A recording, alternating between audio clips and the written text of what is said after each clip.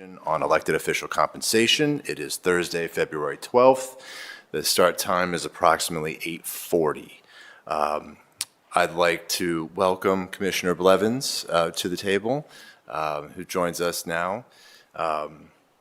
And we have a full slate of presenters today, and we'll jump right into the agenda. So with that, we'll turn it to Greg Beaverson, the city's compensation manager, for a discussion on compensation best practices. Thank you, Mr. Chairman. Good morning, Commissioners.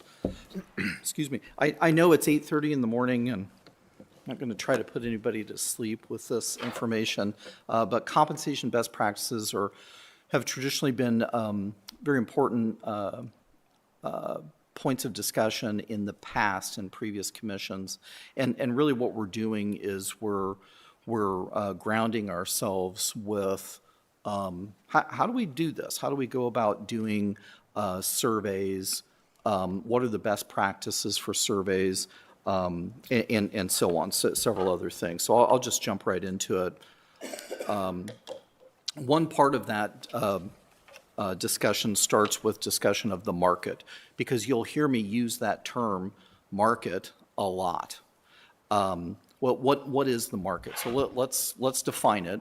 And forgive me, please, for reading off of slides on a lot of these. The market is the prevailing salary of a given job. And essentially all it does is it answers that question: what is an employer willing to pay for a given job? Well, all employers ask that question of themselves, and when you put all of those employers together, you have an answer. So what we do, best practices, especially here for all of our 650 plus City of Columbus jobs that we try our very best to keep assigned in certain pay grades at market. What are the best things to consider when doing that?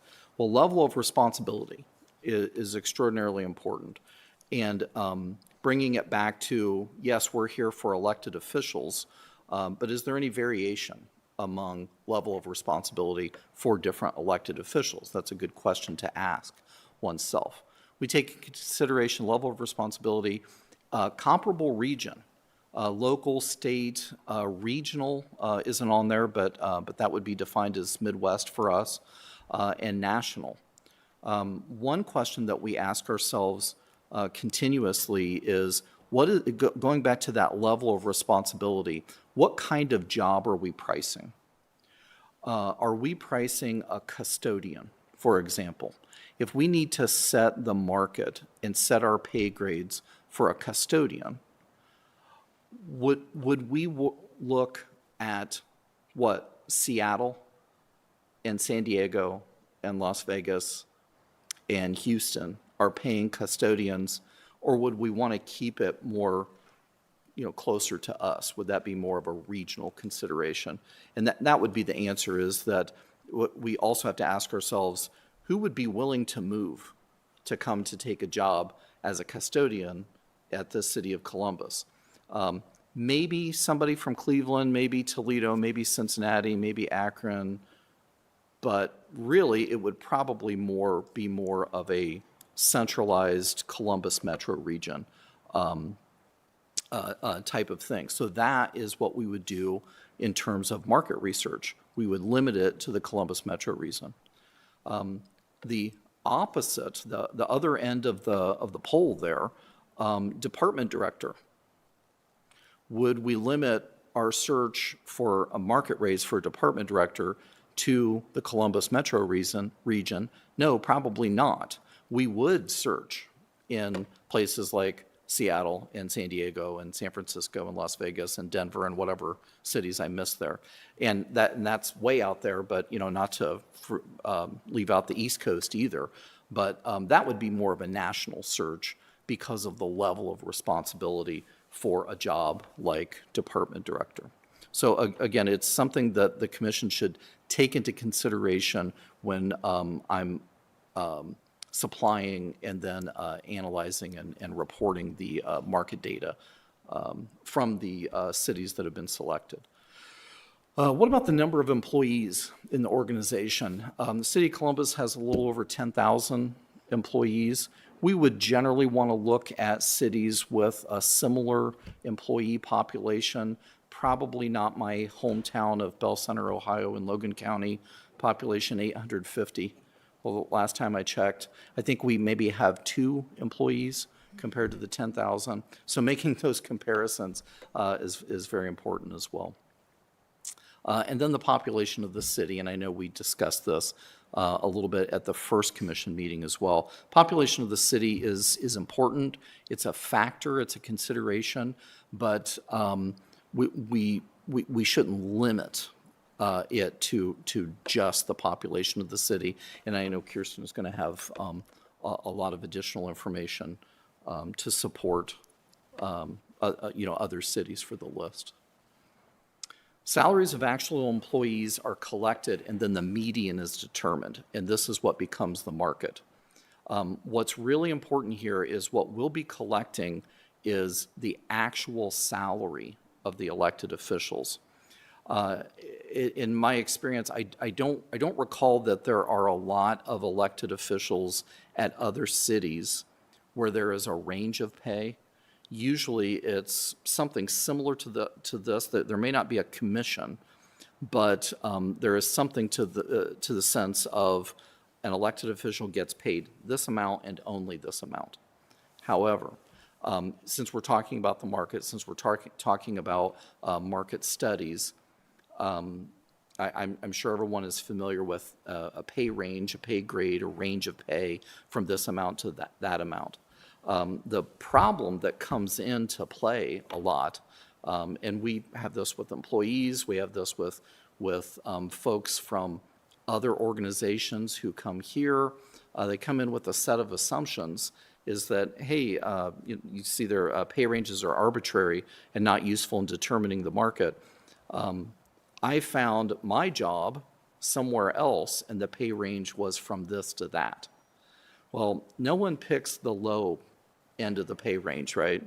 Everyone picks the high end. Well, the reason that I'm saying that pay ranges are arbitrary is because there's no law anywhere that guides an organization's selection of a pay range. There is a well-accepted market pricing compensation best practice for doing it, which of course is what the City of Columbus does. But a private corporation, a public corporation, they're at their own will to set pay ranges however they would like. So the example that I use very often, and Chairman Moses has heard this a million times from me, so forgive me for this, but the example that I use is a company or an organization could conceivably set a pay range from minimum wage to $200 an hour. Well, if we look at pay ranges and pay ranges alone, and again, everyone chooses the top of the range, not minimum wage, that doesn't really represent what people are actually getting paid in that job that we have matched. No one is getting paid, or very few people are getting paid $200 an hour. So that's why it's very important that we collect the actual salaries of the jobs that we have matched. And please stop me at any point if you have any questions. Yes, Mr. Chairman. Greg, I have one question. I want to get your thoughts on when we had the discussion about the custodians versus a department director. Yes. Mobility being a factor in that. Interested in your thoughts for elected officials coming from the community, what weight or non-weight, I guess historically, have commissions considered for elected officials? Could you explain? Weight mobility? of, I couldn't apply to be the mayor of Denver, for instance, because I don't live in Denver, but I could apply to be the director of a department in Denver, so to speak. So what weight have we given or not given to the mobility factor versus, because they have to come from the community to be representative of the community? I think that those rules are spelled out in a manner of speaking in the questions that we've selected for the other cities. I know there are questions about part-time employment.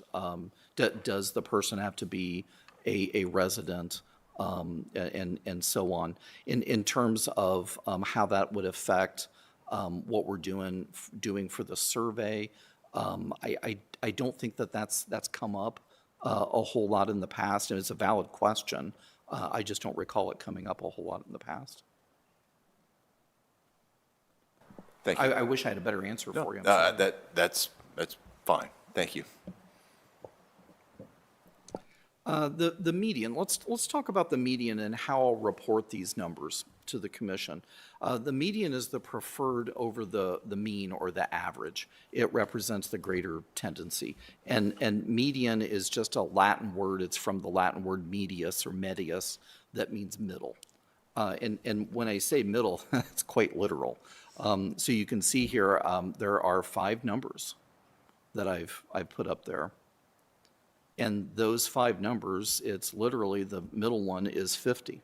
50 actually represents the greater tendency because there is such a high number in there of 100,000.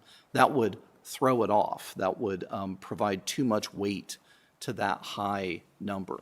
So for example, in this example, 50 is the median, but the average would be 20,033. And that isn't representative of those samples.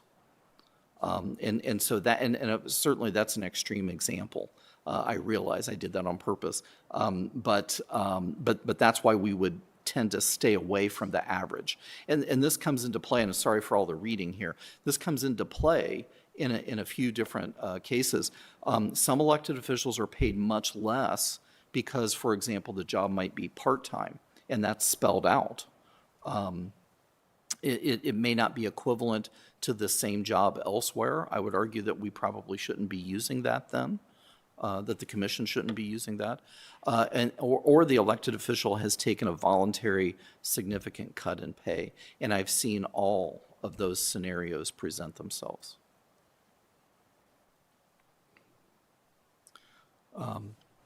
Therefore, that's why the median is more representative of what we talk about when we say the true market. Well, in addition to the market, I'm going to make a recommendation that the commission select a window. And we generally refer to it as a market window, and this establishes that competitive pay range. Again, there's some reading here. When it comes time for comparison, salaries will rarely exactly match the market rate.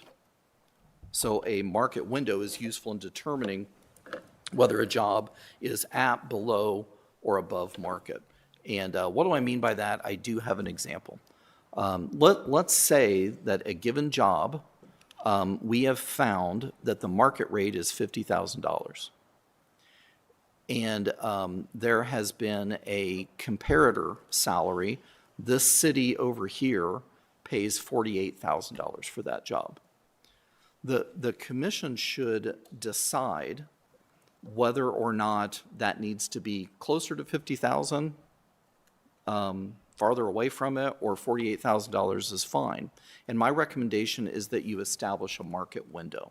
And again, this is compensation best practice. That window of plus or minus 5% would actually be quite acceptable. You can see the minimum of that market window would be $47,500, and the maximum plus 5% would be $52,500. So based on that, what we would say is the amount that we found with that comparator job, $48,000, is indeed within market. So that would be a match on 2 occasions. It's market, it's market competitive, and certainly we would have made sure that the job duties itself would have matched before even getting to that point. Any questions so far? I feel like I'm rolling through this maybe a little too fast, and I don't mean to do that. Okay. Organizations can choose to set the width of the market window, that plus or minus 5%. But again, typical compensation best practice is plus or minus 5 or 10 or somewhere in between. My recommendation is 5%.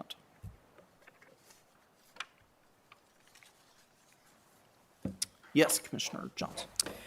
Your recommendation for 5%, just kind of how did you gather that? I was just wondering if different percentages are maybe on cities that have more growth, or just wondering. Yeah, exactly. And it could be weighted in looking at it from that perspective. My recommendation for plus or minus 5%, I don't want to be that person who says that's the way we've always done it. Yeah, right. But the past commissions have agreed with that and done that. But I believe that they've agreed with that plus or minus 5% market window that the city of Columbus uses. And that's most likely, or that's mostly the basis of my recommendation. It being a best practice in compensation in general in the field at plus or minus 5%. It just depends. I think it depends on the type of employer, what industry they're in. A market window or no market window of a smaller rate might be something that a company in the banking industry might approach, or the insurance industry, or the airline industry, or however many others I can think. Highly competitive industries like technology and healthcare might have a much smaller market window or no market window at all. But it's a busier exercise to narrow it or to not have a market window in the first place, because then there are constant adjustments. We've updated our market research for this quarter or even for this month. And now we find that this job that we have priced at X amount is now about $1,500 below market, or maybe it's $500 below market. Does the employer take that time to look at it with such a magnifying glass and determine, and that would be several adjustments over the year, and so on. So there's a line there somewhere, and typically the line has been drawn at that plus or minus 5%. Thank you. You're welcome. I hope that wasn't too I didn't try to make the answer too long. Sorry there. Any other questions from the commission? I think, yes, I'm gonna do that. Okay, yes. Thank you, commissioners. Thank you, Greg. So next up, do we want to talk about the survey response, or do we want to kick it to? Chair, we'll jump to the survey after Got it. Director Long. Okay, so I would like to kick it over to our Director of Finance and Management, Chris Long, for a presentation. Good morning. Director, if I may, I'm sorry. Mark, there's slides in the share drive for this. Thank you. Sorry about that. No worries. Good morning, commissioners. Oop. Morning. Good morning, and it's a pleasure to be here this morning to speak with you about the city's budgeting process. I know Clerk Blevins, I'll always call you Clerk Blevins, and Chair Moses have heard this story from me many, many times, so I hope I won't be boring you this morning. But and also feel free to jump in anytime, commissioners, on questions that you may have. My goal is to give you an overview of the operating budget process, but then also highlight some aspects of the 2026 proposed budget that is in front of council for consideration currently, and then also just some insight into the city's revenue streams. What resources do we heavily rely on to fund the operating budget, and then some what I would call maybe financial headwinds the city's currently facing that we've talked about over the past year or so. So appreciate your time this morning. Do I advance the slide? Yeah. Thanks, Kirsten. No worries. All right, so I'll just sort of take it from the beginning. I think at least for me, it helps to understand what is in an operating budget versus what's not in an operating budget. So the city has two annual budget cycles. We have an operating and a capital budget. They occur distinct from one another. While they have different funding streams in large part. The operating budget, at least I think it's easy to remember this way, it funds the staff, the supplies, and the services for the city. It's the people and the programs that the city provides. And it's largely funded by our income tax revenues. Our enterprise fund revenues would be our Columbus Water and Power, or our public utility revenues, and property tax. And just a couple of insights for the commissioners. The city of Columbus is somewhat unique in that we more heavily rely on income taxes than our peers and nationally. So nationally, property taxes account for about 18% of municipal revenues. The city of Columbus, that number is only about 2.28% of the total operating budget. I mean, essentially what that means is income taxes are a more volatile funding source. They're heavily dependent on the local and national economy. And so as we see, our economy fluctuate, our income tax revenue does as well. Auditor Kilgore is amazing at this. She knows much more about revenues than I ever will. And I know she's going to present in front of this committee, I believe, next week. And so she'll give a lot of more insights into revenues. But just some takeaways there. We're more heavily reliant on income tax revenues than our peers. And again, that can have implications for our operating budget. So if the operating budget funds the people and the programs, the capital budget funds the places where those people work and where those programs occur. So think of it as the city infrastructure. It's our buildings, it's our recreation centers, our facilities, and it can even mean our vehicles. It's where our snowplow drivers operate. It's our fire engines and ladder trucks. So we use capital dollars to, invest in those facilities, our sidewalks, our streets. And it is largely funded by two revenue streams. You'll see it at the bottom of that slide. First, we take 25 cents of every dollar of income tax that the city receives, and we deposit that into its own special fund. It's called an income tax set-aside fund, sometimes called the SIT. It's reserved specifically for investing in capital infrastructure. So again, 25 cents of every dollar income tax revenue that's set aside. And then we also use our Columbus Water and Power, or utility enterprise revenues as a funding source. So just a quick aside on this. The city issues municipal bonds. So we actually issue debt. It's purchased on the competitive bond markets. It's as the auditor will, I'm sure, talk about with the committee. The city is AAA rated, so we're very proud of that. The highest credit rating that the rating agencies can give to a municipality. The city has consistently maintained that, so we're very proud of that. So how does the city actually budget? How does this process come together is the focus of this next slide. We'll just kind of follow it clockwise. If executive preparation, this is where the finance department, in cooperation with the mayor's office, Chief Sims, and the mayor, Ginther himself, actually prepares the executive operating budget for a given year. And there's a future slide here that we'll talk a little bit more in granular detail about how that all comes together, but it's essentially working with department directors, understand the needs that they have for their particular department, pulling all those together, and of course, ensuring that that budget reflects the mayor's priorities around safety, mobility, prosperity, violence prevention, mobility. We want to make sure that all those initiatives are funded.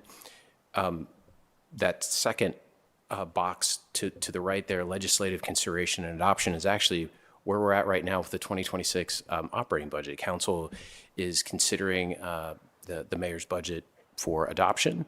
So we're actually on that second block there. Implementation is when that budget is adopted and we're actually moving through a budget year. You know, departments are spending dollars, they're hiring employees, they're implementing programs, and finance plays a critical role in that, and that we work with departments to monitor those expenditures. So we want to make sure that what we budgeted, we're tracking towards that, right? We don't want to have cost overruns, and so we have a quarterly review process where we work with department directors to monitor that, and then review and evaluation is our annual year-end financial plan. So we actually look at how did we end up for a given year, right? We have budget expenditures, we have projected expenditures, and then we have actual expenditures. And so at the end of each year, we go through that final review and evaluation phase. There's a lot going on this slide. I promise I won't read all of it, but it's a little bit deeper dive on each of those different buckets about, you know, budget preparation, our department submission and review, executive budget proposal we just talked about. That's the mayor making final decisions around a budget. One key note on this slide is we are, by code and by charter, mandated to submit the budget each year to City Council by November 15th. So that's just a number that's not in flux. We can't take a day or two later than that to make it happen. We have to do that. We always meet that with that goal and deadline.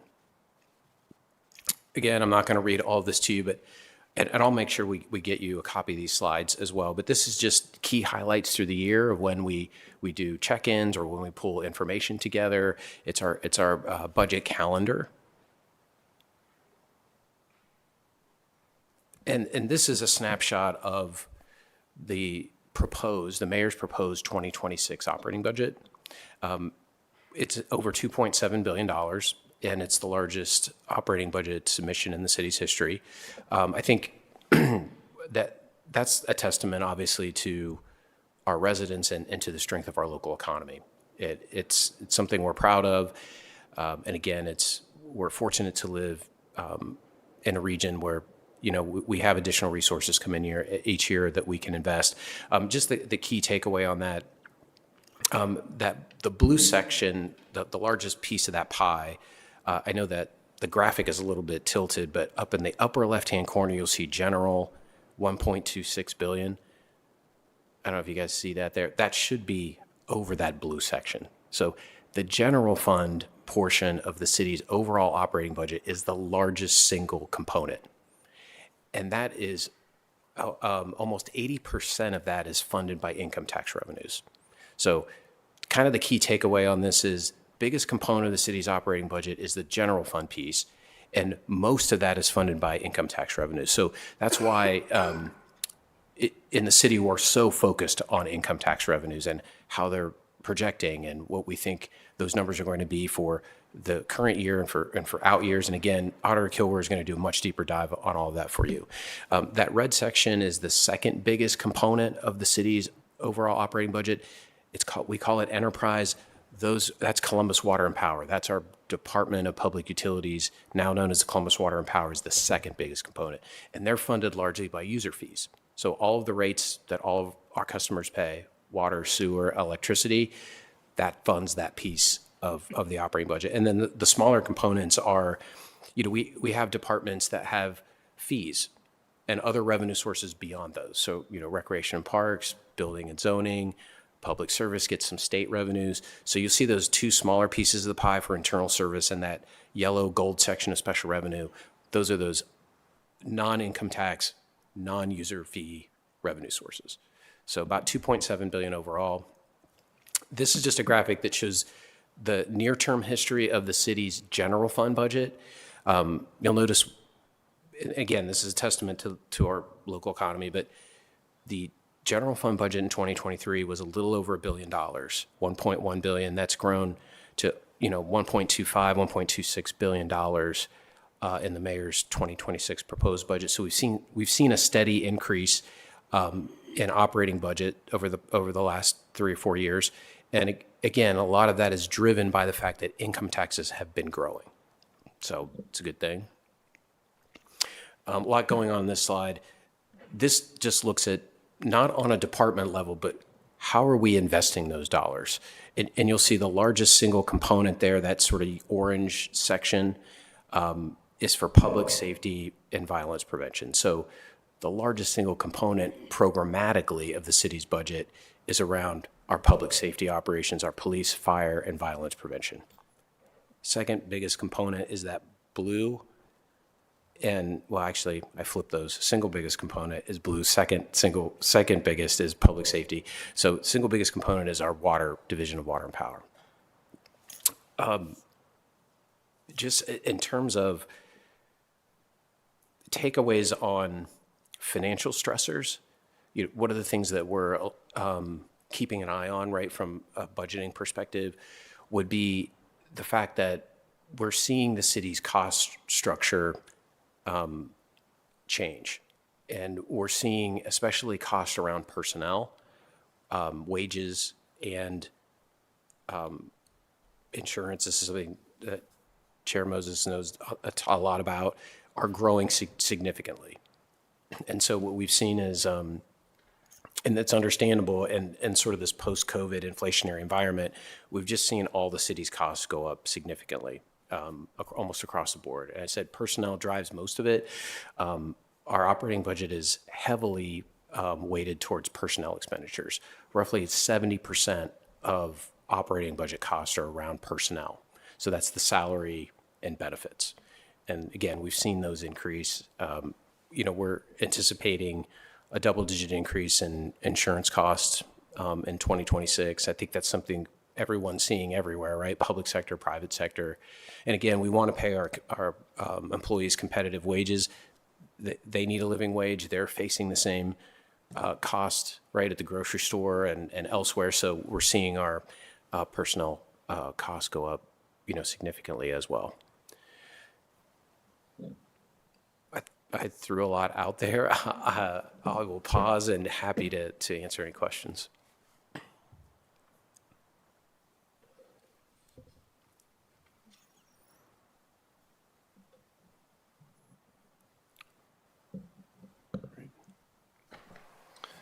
I don't have any questions. Any questions from the commissioners? Thank you. Okay. Thank you, Director. We look forward to those slides. That might help some of our eyes here ingest some of that information. So I appreciate very much your time and expertise guiding us through the budget. Okay. Any discussion we want to have over that? If there are no questions, any considerations for it before we move on back to Greg? Okay. All right. Well, then we will hand it back over to Greg and first a discussion on the survey. Thank you, Mr. Chairman. Just a short update on the status of the survey. We don't have a slide for you, but you should have just a printout of a spreadsheet here with all the names of the cities on them, with the X's there to the right. Excuse me. The last time the commission met, the commission agreed on 26 cities to survey. We sent that survey out last Wednesday, and in a week, we have received 6 responses, which is a pretty decent response rate. It's a 23% response rate so far. Obviously, we're looking to get all data from all 26 of those cities. We've requested a due date of next Friday, the 20th, for that. I know we discussed a 1-month time period before. I looked back to 4 years ago, and we actually had a shorter period of time for our request date for them to return the data. That 1-month time period is really more of a, yes, it includes the due date, but also it includes us chasing down cities we have not received responses from. So we are definitely trying to get this data back as soon as possible for the commission. But there will be cities who will not respond. It's just kind of the nature of it.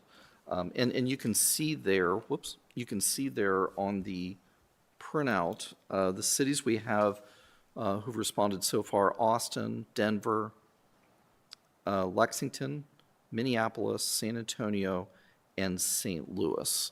I would not be surprised at all. We received one of those yesterday.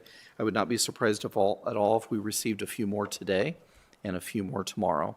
And then certainly the beginning of next week, that should also start kicking up. So every time up until the point where I'm reporting the data to the commission, I'll provide a survey update and let each of you know where we are in its status.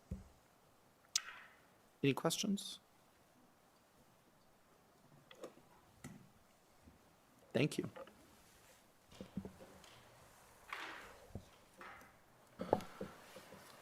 Okay, so that's the result of the survey. I guess we can open it back up to a discussion on whether those, I know we had a discussion about whether other cities were appropriate if we took more time to look at it. I don't have any suggestions to add a city to this, but wanted to see if anyone had any thoughts. Now is probably the final time we could add to have a reasonable expectation for the February 20th. Yes? Chair, I did do some additional research, at your request and at the request of Commissioner Womack. Okay. So you're obviously welcome to proceed with that discussion, but I am able to present that today if you'd like. I'm sorry, I skipped ahead. Okay. Yes, please, let's talk about what we have in front of us. Okay, I did not put any slides together for this because it's just a lot of spreadsheets and was going to be impossible to see anyways. So you'll get a digital copy from me, but you have a handout in front of you. It's the thick packet. You're welcome to flip through this more, but basically I have 8 large tables for you here of some peer cities to consider based on 8 factors, some of which have been previously discussed by the commission. So those are population, the rate of population growth. I don't know if we discussed land area, but I had that data handy at the last meeting. And then those might be the 3.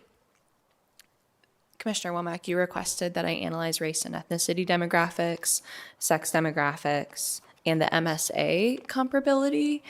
So I've done that, and those are here. The MSA, I compared across population. I also analyzed, are they a state capital, these cities, or are the MSAs, do they represent a state capital? And is their population in the MSA, which for the purpose of the live stream is a metropolitan statistical area, are they growing or decreasing in population? So you have that data available to you. And then Chair Moses, you'd requested that I look at education levels. And so I did a table for both the percentage of the population that has a high school degree or higher education, and then the percentage of the population that has a bachelor's degree or higher. I will tell you, I went through all this. I had a lot of fun in Excel the last week. And then I made a list of all the cities, because there were 90 cities that I analyzed that were over 250,000 in their total population. And I said, how many of these hit my list of having some similar characteristics to Columbus? And across the 8 characteristics, the most common that any city was with Columbus was in 5 characteristics. And we were already surveying all of those except for 1. And that is Virginia Beach. So I have that listed for you here on the front page. And then for the 11 cities that had 4 similarities with Columbus, 6 were already on the survey list. And then the 5 that were not on the survey list are on the table on the first page. And you can see where they had the similarity with Columbus. None of these were similar in terms of population, which is a fact. It's just interesting. And then those are Albuquerque, Chesapeake, Virginia, Greensboro, North Carolina, Sacramento, California, and Tulsa, Oklahoma. I'm happy to review all of the tables in the handout, but I don't want to take up more of your time than is needed, as you're able to flip through this yourself. The one thing I'll say is that on every table, you should see Columbus highlighted in blue, and then cities that are already on the survey highlighted in green, except for in the MSA table, which has cities already in the survey highlighted in purple. just because I was using green for some other conditional formatting there. The race and ethnicity demographics data printed a little strange. Technology was not in my favor this morning. There's an additional race and ethnicity table with more information at the very back of your handout. I'll conclude there. I'm happy to answer any questions or present more, but that's all that I'll say for now. Thank you. I just want to say thank you as well. This is very, very comprehensive. I really appreciate the work that went into this. I think it gives us a really good picture. I think we're surveying a lot of the right places that we need to be surveying, which is a really good sign. I'm open to a discussion about Virginia Beach.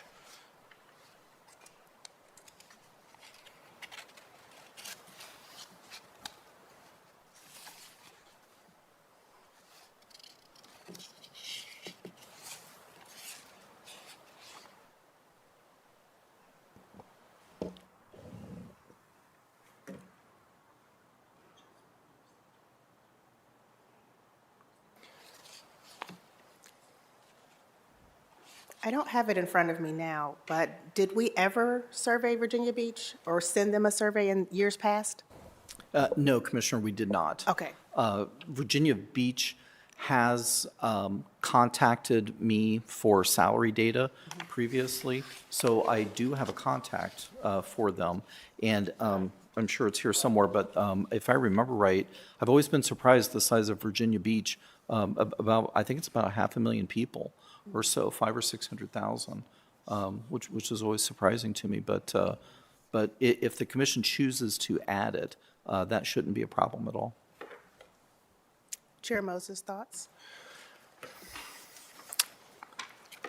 I'm digesting this at the moment. I don't know enough about Virginia Beach, and I think I was going to ask, when we see Chesapeake City, is that also included? Because I see for the MSA, it's Virginia Beach, Chesapeake. That's a great question. I am looking at yes, the answer is yes. Okay. Virginia, Chesapeake, Norfolk is the MSA. It's 1.8 million essentially in the MSA. So Okay. slightly below Columbus on the table you have.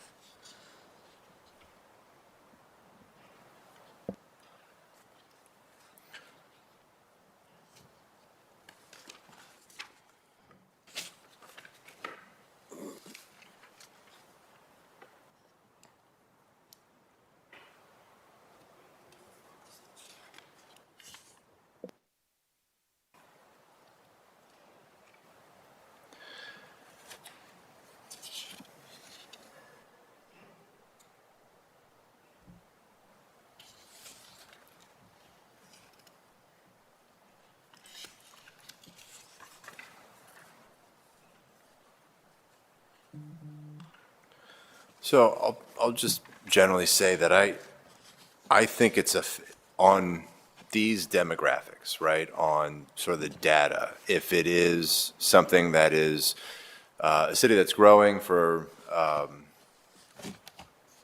has the same land area, sex, race, ethnicity, college, MSA, I think it's a fair comparison. Again, I'm not going to let what I know or don't know about Virginia Beach and the Chesapeake Bay area influence anything. So I think if the data shows that it's comparable, or the closest of this research, then I'm in favor of adding, especially if we believe we could get a response in a reasonable period of time, especially by our deadline. So I'm going to lean in favor of adding Virginia Beach, but I'm open to other thoughts. I support that recommendation. Okay. Yes, I agree. I mean, if this was the request from the commission at the last meeting, and the work has been done to determine these characteristics, so I think we should go ahead and add them. Okay. Sure. Commissioner? Agreed. Okay. My only other question, we have a good representation in a lot of these areas that were compared, so thank you so much, Kirsten. Okay, I agree. With the land area, we have that representation with Virginia Beach with outing, so, thank you. Okay, so formally, I am conducting a vote here. You can ask for a motion if you'd like, Chair. Okay, then we'll have a motion to add Virginia Beach to the survey. I'll open it for a second. I second. All right. So approved? We're all good? Okay, we're all good. We're going to add Virginia Beach. We'll do that as of this meeting, and then we'll ask that it be returned by the 20th, if at all possible. And I'll send that message to Virginia Beach today, that request. Thank you. Okay, Thank you. wonderful. Thank you again, Kirsten. Sure thing. Okay.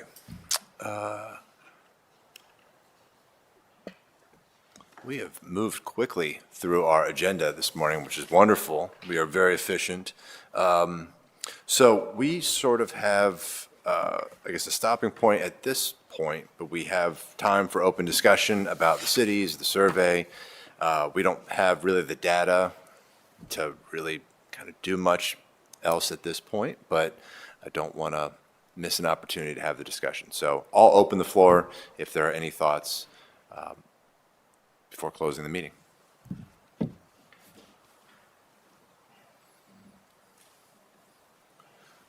Anything? All right.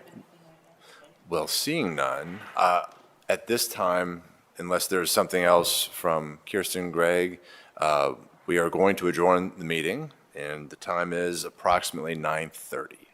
So the meeting is now adjourned. Thank you, commissioners. Thank you, Kirsten. Thank you, Greg, very much.